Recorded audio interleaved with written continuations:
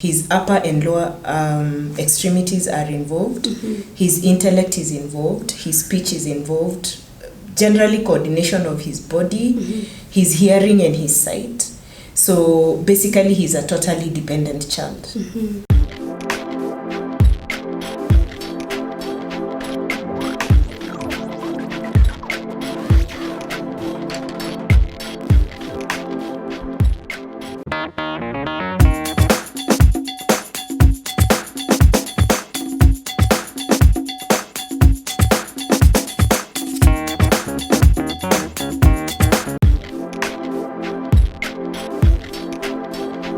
Hello, I hope you're enjoying your Easter holiday and you're also keeping safe. On this Easter edition on the Ultimate Sunshine Show, we celebrate Mr. and Mrs. Shonko, whose child Steve has been living with cerebral palsy for the last 18 years. These parents have never given up on Steve and they have never hidden him from the society. We have Steve's mom, who is going to tell us more on how the journey has been. But before that, I'm overwhelmed by your love. Thank you so much for your support, your subscriptions to this channel, your likes, comments. I really appreciate. Kindly continue subscribing. You just click on the red button to subscribe to this channel, and besides there is a bell. Kindly click on it to get an update every time we upload a new video. Mrs. Shonko, how are you? I am fine. You always look great. Thank you. Thank you for honoring our invitation. Yeah. Thank you for having me. Thank you. Yes. So you face that camera, tell our viewers more about yourself. You can start with your full name. Okay. Yes. My name is Elizabeth Shonko, Mrs. Married to one lovely man, John Shonko. And I am a nurse by profession. Wow. I wear many hats. I am also a student in Moffat Bible College in Bible and Theology and Christian Counseling. Wow. So you're also a pastor. Yes, and I am also a gospel minister. Okay. But for purposes of why we are having this interview, we are parents of a child living with cerebral palsy, Stephen Demaron, our second born. Okay. And we are honored to have him in our lives because he has, as much as it is a challenge, as much as the journey has been tough, true, he has brought out the best of us. Wow, we thank God for that. Yes. Wow. Talked about Steve being the second born, so but you've not mentioned about how many kids you have. Kindly tell us. We are blessed with 3 children. Wow. Okay. Elvis Lemayan, and I usually say 4 because Elvis Lemayan, our firstborn, is married to Joyce. Wow. And then we have Steve, and then we have Zawadi. So we are parents of 4 children. Wow, you have such a blessed family. Yes. Okay, you've talked about the journey has been tough for a child, having a child living with cerebral palsy for the last 18 years. Tell us more about it. Cerebral palsy comes in different forms and in different levels of severity. And our son happens to have a very severe form where we call it quadriplegic cerebral palsy, where his upper and lower extremities are involved, his intellect is involved, his speech is involved, generally coordination of his body, his hearing and his sight. So basically he's a totally dependent child. At 18 years, a child being totally dependent, it tells you a lot about how tough the journey is even now, because he remains the same, because cerebral palsy is a condition. It's not an infectious disease that you will get because I sneezed. It is something that comes as a result of damage of brain cells. And basically from what we know about Steve, his main part of his brain is atrophied. Just generally to say, his main part of the brain is dead. That is the part that controls the areas that I have mentioned. Coordination of the body, sitting, moving your arms, your legs, speech, sight. learning things, and so he's generally a totally dependent child. Sure. On top of that, he's also asthmatic. And then being totally dependent, and then he's asthmatic, and so because of other issues like they usually experience repeated pneumonias, which we call aspiration pneumonia, which is as a result of, because his gag reflex is not okay. Yes. He keeps choking on food and it is aspirated into the lungs. So when it's aspirated into the lungs, he gets a pneumonia. That pneumonia brings up an asthmatic attack, which makes him end up in ICU. I usually share this story with a lot of humility, because I know there are other parents out there who have bigger challenges than us. Yeah, true. Because maybe their children are in a different, more difficult condition than ours. Sure. And some have got more than one. I know of parents who have got more than one child with cerebral palsy. Yes. So I share it with a lot of humility, but also knowing that our experience could build somebody else and could encourage someone else. Wow, I love that. Our biggest challenge was when, I think the beginning of our challenge was when we fully established that he had an issue. And before we go to the challenges, you say it was the biggest challenge was when you established he had this condition. Yes. When was that? We established that he had a condition. First of all, his delivery was, the pregnancy was quite normal. Yes. Apart from a bad fall I took when I was going to a men's conference that I had been invited to speak. But then when I came back to the hospital and we went for an ultrasound, everything looked okay. And after a few hours, he was playing okay, as we usually say when he's inside. That activity means a lot. If it is not there, it means a lot. If it is too much, it means a lot. Okay. So not playing at all is a big deal. So then we went for an ultrasound, which we would call a scan, and everything was okay. And I continued with the journey, and he was born. But then again, when we went to the time of delivery, it was too fast. Okay. And too fast again is usually it's a problem. is not good for the child, because they have to come through the birth canal at a certain speed. If they come too fast, then it causes them to have difficulties breathing and all that.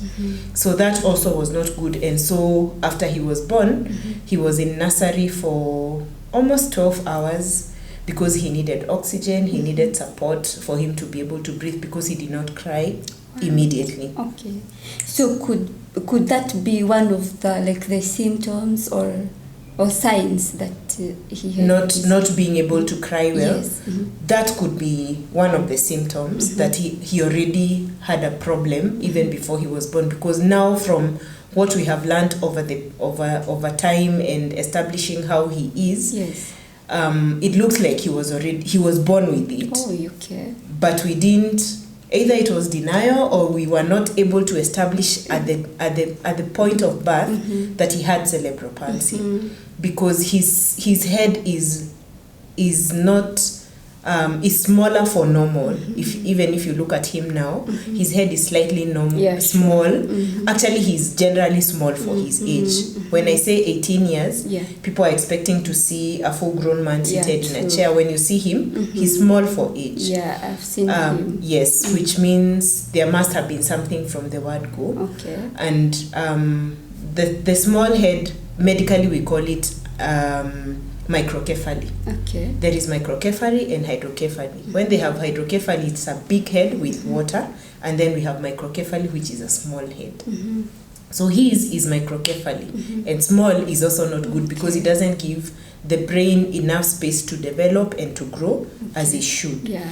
And that happens to be one of the reasons why Steve is living with cerebral palsy, among many others and some which medical people say are unknown.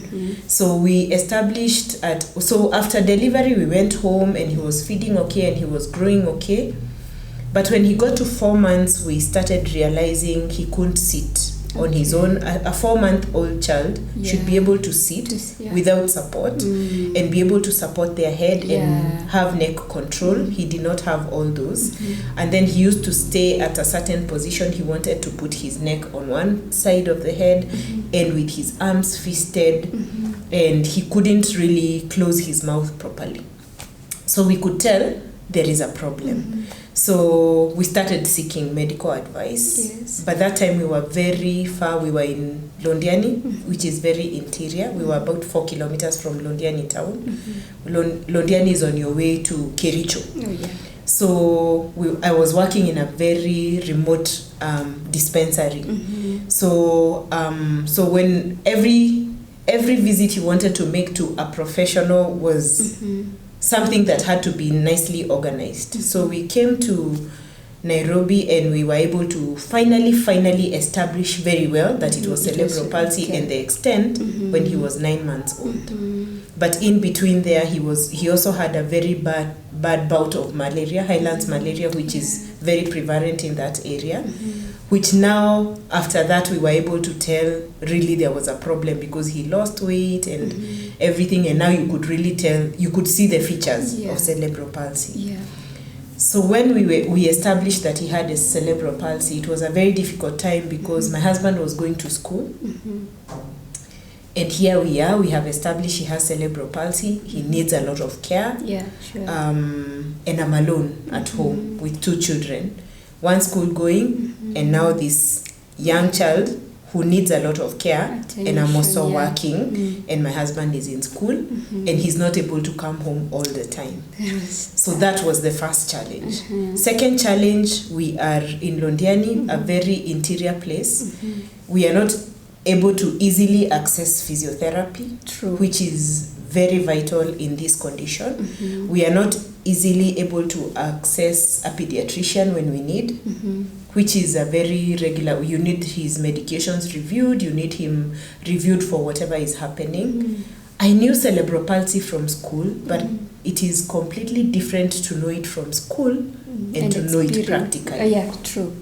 So when it came to the physical part, I didn't know the magnitude of what we were going to deal with until we started walking the journey. And how did you receive the news that your child had that condition? That was a major one. It was a major setback. First of all, I was very angry with God. Because I have been a believer from a very young age. And during this pregnancy, I was especially very active in ministry because we were just starting to get the aspect of HIV/AIDS and how it is relating with the church and everything. And like I mentioned, I took a bad fall going to a men's conference. I had been invited there to go and speak in regards to HIV/AIDS and our role as the church. So I was very busy in speaking to youth camps, speaking to women's conferences, men's conferences. I was very active during this pregnancy. We have always prayed for our babies even before they were born. We prayed, even when the father was away, we were both praying for him. We did everything we were supposed to do. I went to all the clinics, I took all the vitamins, I did everything humanly possible. That was my responsibility. And so I was very angry with God because we have this tendency of thinking, because I am living this life, it's like I owe God something. That is a lesson I have learned the hard way. I owe God nothing. It depends on Him, what He does with my life. And everything happens for a good reason. Exactly. And it happens for a good reason. Even when it is difficult and darkest, it happens for good. And so I went into a depression. First of all, I'm alone. I'm seeing things I am not used to. He's having seizures. He's not able to sleep well. He has to be taken for physiotherapy. I have to do certain things for him at home. Yes, he's still a baby, but I have to do physiotherapy. I have to do all this And so I went into a depression. And thank God for my sister Rachel, who one time just came and told me, you have to get out of this. True. You never know the reason why God called you to be a nurse. Yeah. When our parents wanted you to be a teacher, that is a story for another day. My parents wanted me to be a teacher. And I chose to go to nursing. And I felt this deep desire from when I was in class 5 to go and be a nurse, because I witnessed my mom deliver a baby in our living room, and I thought, wow, if I went to school and learned how to do that, I could do it better than my mom. Wow. And so it was something that I had desired for many years. Yeah. And I would go to hospitals and admire nurses in white and in their capes and running around and doing the things that they are doing. So she tells me, maybe this is the reason why God called you to be a nurse. Nursing for you is a passion. Imagine, yes, it's a passion. So imagine the mothers in the slums and in the villages who do not know what to do. You, when your son starts having a seizure, or he has a cough, or he's gagging, you know exactly what to do. Yeah. Rise up and take care of this boy. Maybe this is the only reason you became a nurse. And for one moment, she called my mind to sanity, and I thought, wow, that could be just it. And we have to do this, and we need to do this. So I had to get out of pitying myself, pity-patting, and just start taking care of this boy. Yeah. And most families break up because of such cases. We see the husband, complaining, no, in our family we don't have such a history. How did your husband react on receiving such news? I thank God for my husband, because never at any one time did he blame me or my family or my background for Steve being born with cerebral palsy. I am sure he has had his own share of challenges. I am sure he has had his own side of struggles with this condition. And now, looking up to me as the medic to be able to tell him what is going on, and sometimes I do not have the explanation. I'm sure that can be very frustrating for him. He's thinking, you're the one who is supposed to know. You should have the solution. You're the one who is supposed to know, and you do not know. So how am I supposed to know? So I'm sure, because he was also looking forward. This was our second born. We had delayed a little bit because I had to go back to school at a certain point. We had delayed a little bit to have our second born. So we were both looking forward. Actually, we were all looking forward, including our first son, looking forward to the arrival of this boy. And now he arrives and he's not able to be what we call normal, and be able to do what every normal child does. But I thank God that he has never blamed me. He has always been supportive. Sometimes when I'm down, he's the one who is up. Sometimes he's down, but men do not easily talk about their down moments. So I have to look at him and know today is not a very good day. And just do what I know how to do best to support him. But he has been very supportive, loving on the child, going to the hospital with me when we need to, having his own beautiful moments with him. Talking to him, how we best know how to communicate to him. And that demonstration of love for me and for Steve, I'm sure has impacted on the other children. And so they have grown up to love him as well. So I must say, he has given me the support that I desperately needed, that I see many women that I encounter, even in my profession, do not have in their families. Many have been thrown out. Many have been called names. And many fathers have walked out of their lives because they cannot just relate with the challenge in their family. So you talked about how you went through depression. How were you able to overcome, and for how long were you under depression? I can't completely define the period of time that I was, but I know I was in depression. Because during that time, I remember like a period of almost 3 to 6 months. I was very unkempt. When I'm under pressure, I stress eat. So I was overweight. sometimes I would not be interested with him. I would want very little to do with him.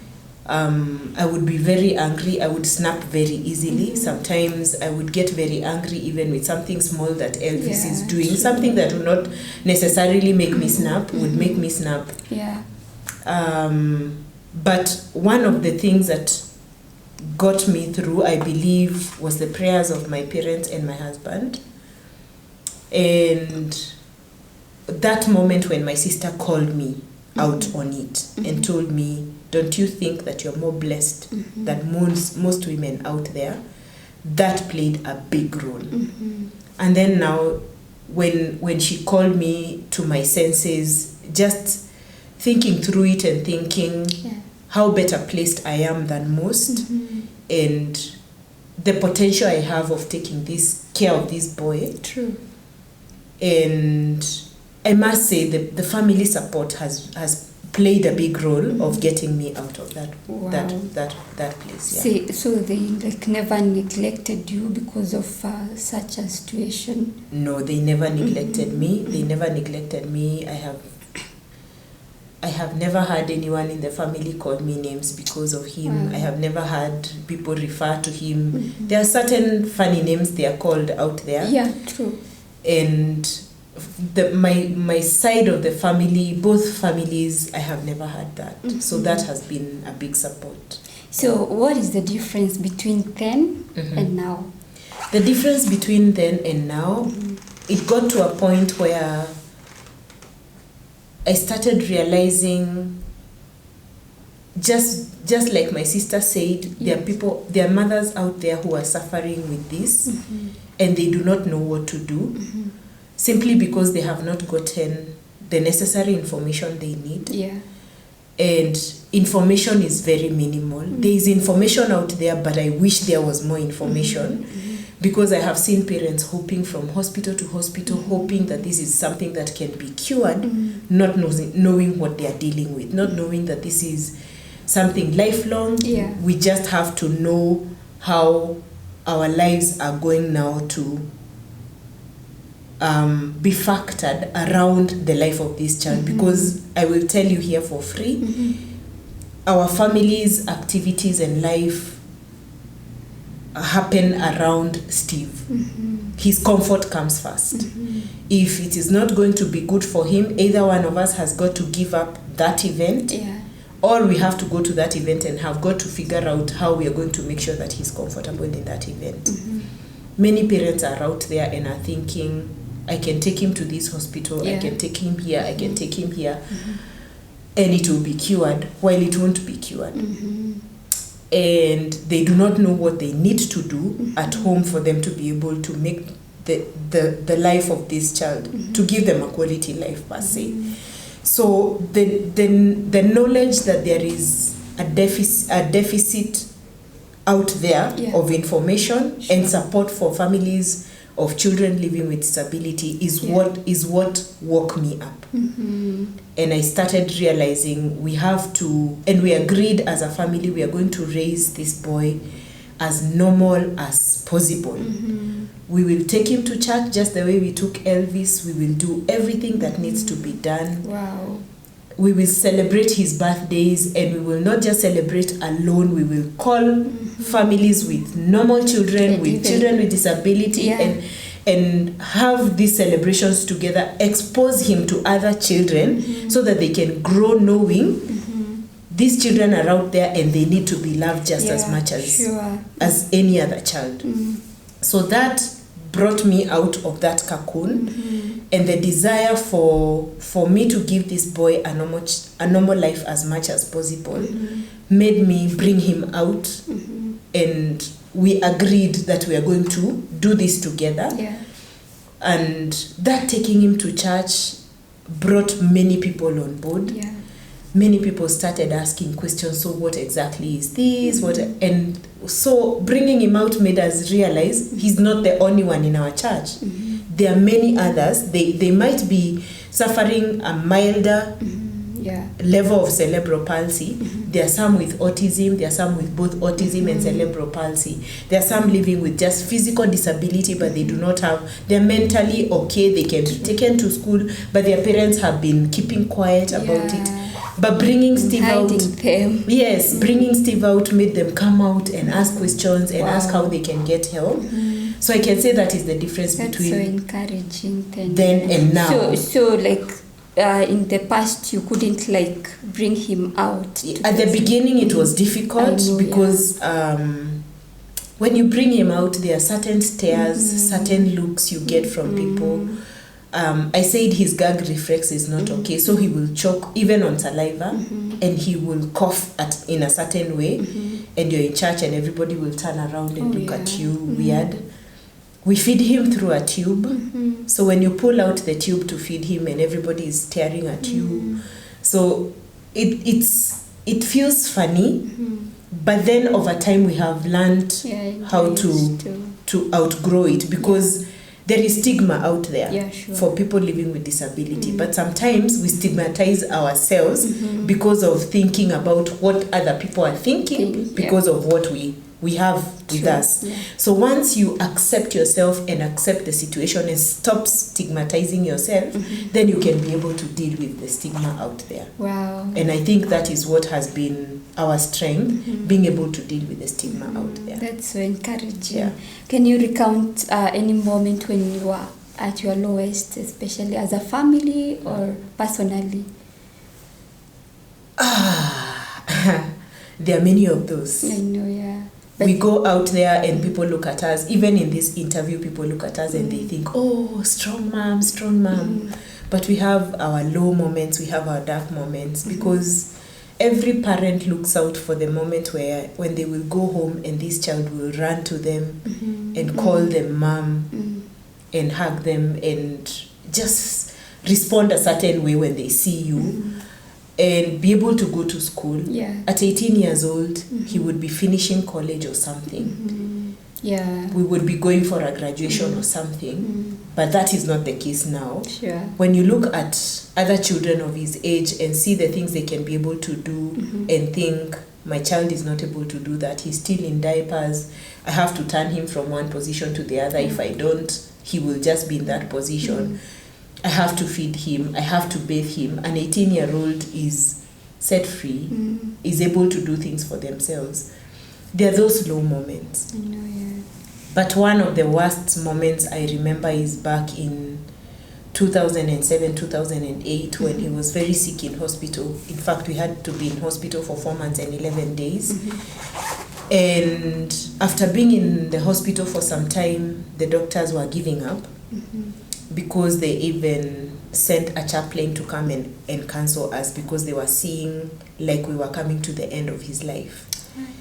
And because we had been in hospital and they could not exactly tell what was wrong. He had had surgery. The surgery was supposed to be a corrective surgery to help him be able to help us to be able to do physio easily, to carry him easily, to hold him easily, because it was supposed to reduce the spasticity. Cerebral palsy comes in two forms. Either they are flaccid or they are spastic. Flaccid means no control. Spastic means too much control, so their muscles are too toned, so they are too tight. So he was too tight. So there came a neurosurgeon who knew how to do a surgery we call lysotomy, where they go into the spine and release some of the nerves so that he relaxes. That surgery was done and was successful, but after 11 days he started leaking cerebral palsy fluid, cerebral spinal fluid from his spine, from one of the wounds.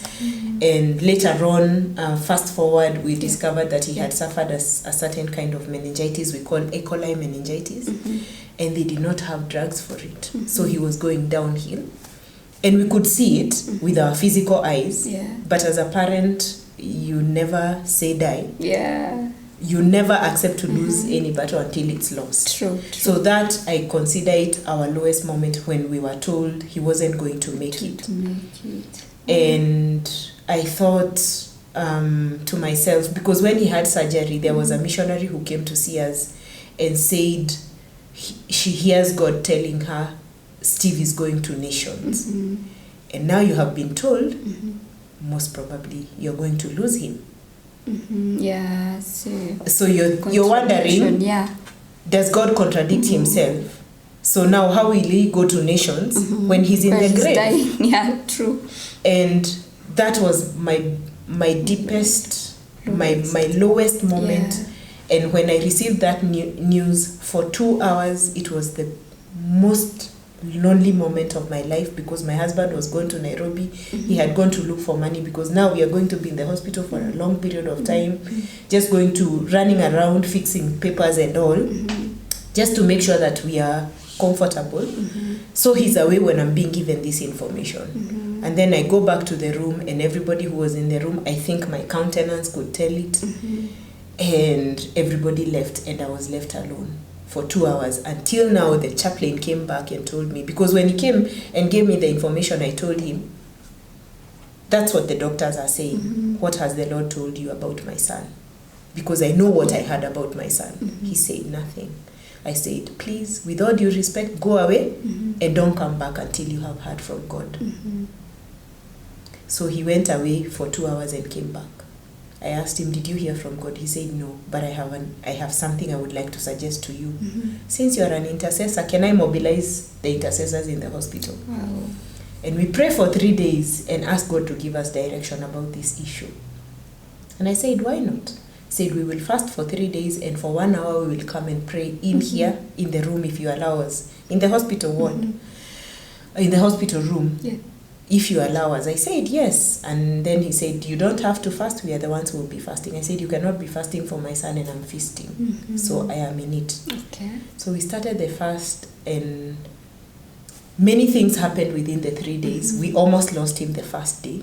He started gasping, and they had to resuscitate him, and that was the turnaround of everything. Wow. So when they resuscitated him, put him on oxygen, the doctors realized he did not have enough blood. The dad came and donated, and he was transfused. They discovered one of them had a drug in his house that he had brought as a missionary. Yeah. Sometimes they carry extra drugs. Okay. He had carried a drug, and when he was sorting out his things, he saw this drug, and he thought, what is this for? And when he went to Google, it had treated one adult patient with E. coli meningitis, but had to be given through a tube, which Steve already had. Okay. So he came and made the offer, and they started the treatment. But now that had meant we had to stay in the hospital for longer, because it has to be given by a doctor through an EVD tube, through the head. So that cannot be given by anyone. It has to be given in the hospital. So we had to be in the hospital for longer. So that moment was my lowest, but it was the turnaround of everything. Wow. It's when God proved that he had a plan for his life, because we had been told he wasn't going to live beyond 7 years. Yeah. Now he's 18. He's 18. Yes. We thank God for that. Yes. So how many, can you name some of the achievements you've made as a family through Steve?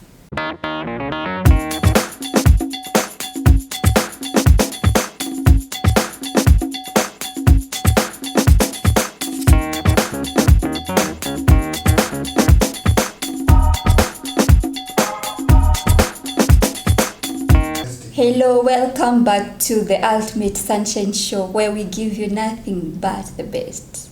Some of the achievements we've made, one of the greatest achievements is being able to be a family that encourages people out there. Yes.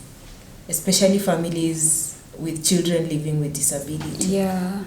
That for me is a big deal, because I know families need it, because I know we have needed it. True. And we got it, and sometimes we did not get it. And it's always my prayer that I will be able to be a source of encouragement for someone. The other achievement is the unity that it has brought to us as a family, because you have to do this together. You have to do this together. For me, that's a big achievement. Secondly, the other thing is that it brought out my gift in gospel ministry. Wow, so it was through Steve. It was through Steve, because the first album came as a result of that journey of the 4 months and 11 days in hospital. after we came from the hospital, I would go to my prayer place and I would find myself singing a song I have never sung before. Remember, I had been singing with people. I had sung backup for people like Brother Francis Kangede and several others. I had done backup for them, and everybody was asking, sauti unayo mbona hauimbi? And personally, I had always wondered, how do you even write songs? Because I didn't know how to write songs. I had people like Kangede would sleep and dream a song, including the beats and everything. I'm wondering, wow. I have never experienced that. But now, after we came from the hospital, I would go to my prayer place and I would find myself singing a song I have never sung. So the first thing was, Brother Kangede, what do I do? Wow. He said, take your phone. Every time you find yourself singing a song that you have never heard, sing it and record it. And then he would help me make those. I think I should invite you to interview on the music journey some other time. Some other time. Yeah. So that is another achievement that the first album was born as a result of that. Wow. The other achievement was the fact that my calling became very clear, what it is that I want to do, and it became very clear, and the fact that our children are able to love on Steve and therefore, in essence, love on other children living with disability and appreciate them and be able to support even children, other normal children in the families of children living with disability, because they know what it means to have a child like that in their family. They know what it means to be stigmatized out there. They know the kind of questions that are asked there, and they're able to be there for other kids. For me, that's a great achievement. Yes. Wow. Yeah. Maintaining such a case is very expensive. Yes. Would you mind say telling that again. us through? I can imagine being in and out of the hospital. Yes. So you can kindly tell us how you get funds from, how you manage. At the beginning, it was a big challenge because being in hospital was more normal than being at home.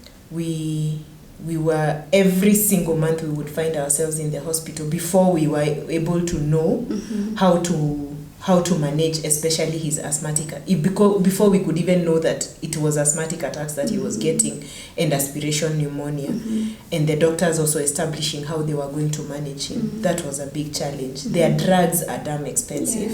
He has like 4 different kinds of medicines that he has to take. For seizures, muscle relaxants, for asthma. He has like 3 different kinds of inhalers. He has vitamins. His diet has got to be a certain way because you have to maintain him. You have to compensate for what he's not able to get on his own. And now having to feed him through the tube, his food has got to be blended. And when you blend that food, you have to make sure that it is balanced diet. That in itself has its own cost. The caretakers who take care of children like Steve, they are not like just any other caretaker. First of all, you invest in training them, how to take care of this child, how to position him in bed, on the wheelchair, how to take him out to be able to bask in the sun, how to be able to give them their drugs. So when they come and you have trained them and they're proficient at what they do, you cannot pay them like any other caretaker. So that in itself is an expense on its own. Then he has to be on diapers every single day, 24/7. They come with their expense. So that in itself is very expensive. I thank God to be working with an organization. I didn't talk about appliances. The appliances in it, his wheelchairs, his arm slings, his whatever the physiotherapist comes and determines that he needs, and a physiotherapist every week. What? So all those are costs. And I thank God that I work for an organization that takes care of most of those things. His drugs, when he outgrows his wheelchair, because it's a hospital, Cure is a hospital working with children with disabilities, so they give wheelchairs. So because he's one of their patients, as far as that is concerned, when he outgrows a wheelchair, he's given another. They help us to shoulder part of the bill for medications. Like every month we have a medical cover that takes care of that. But then now when it comes to paying the house help, buying food and buying diapers, it has to be us and our income and our side hustles. And one of the things that has come handy is that gospel ministry. When I go out to minister and people buy my music and all, that helps us. And also well-wishers. Once in a while, somebody will come through and say, I would like to pay this house help for 2 months. I would like to buy diapers. I would like to, like that. And somehow God comes through for us at our lowest when we're having very difficult moments. Somebody will just show up and do something that is going to shoulder us for that period of time, even if it is not consistent. There is help that people get through the government. These children are registered, they have special cards for children living with disability and all, and they are given support. But imagine for some reason I have never been able to get that support, which is a sad story, and I have tried several times. And those parents who are able to get that help, it goes a long way. And it doesn't matter whether you're working or not. Even if it is 2,000 shillings, it goes a long way in helping in meeting the bills for these children. So that is how we have been able to meet his needs. Yes. Wow. May God provide you always, because you're doing a great job. Amen. Yeah. You're a career woman. You're a minister of the gospel. You're a mom, especially in this case for a special kid like Steve.